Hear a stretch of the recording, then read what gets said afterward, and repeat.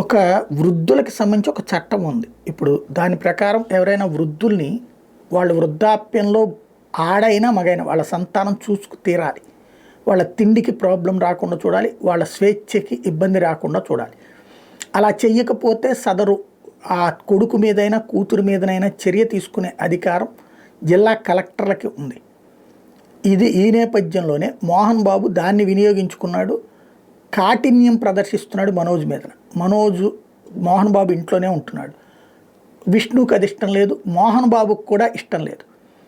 ప్రస్తుతం మోహన్ బాబు గారి భార్యకి బిడ్డ కాబట్టి విష్ణు, ఆమెమో అతను ఇంట్లో అట్టు పెట్టుకోవాలనుకుంటే ఆమెని కొంత ఇబ్బంది పెడుతున్నారు. అదే సందర్భంలో అది ఇంట్లో ఇష్యూ నడుస్తూ వస్తుంది. ఇప్పుడు వచ్చేటప్పటికి తాజాగా ఏం జరిగింది, మనోజ్ వెళ్ళే ప్రయత్నం చేయడం, ఈవెన్ ఆంధ్రాలో కూడా వెళ్ళే ప్రయత్నం చేస్తే అడ్డుకోవడం, ఇదంతా జరిగింది.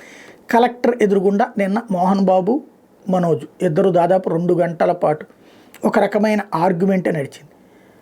మొత్తం మనోజ్ ఏళ్ల తరబడి తండ్రితో పాటుగా ఆ వ్యాపారాల్లో భాగస్వామిగా పనంతా చేసిన తర్వాతన ఇప్పుడు అతన్ని బయటికి పంపించేసి 10 పైసలు చేతికి డబ్బులు ఇవ్వకుండా వదిలేయటం, ఈ పెళ్లి చేసుకున్న అతనికి అండగా తల్లి నిలబడినటువంటి నేపథ్యంలో ఇల్లన్నా అతనికి ఇస్తారంటే ఏమీ ఇచ్చే ఉద్దేశం లేదు.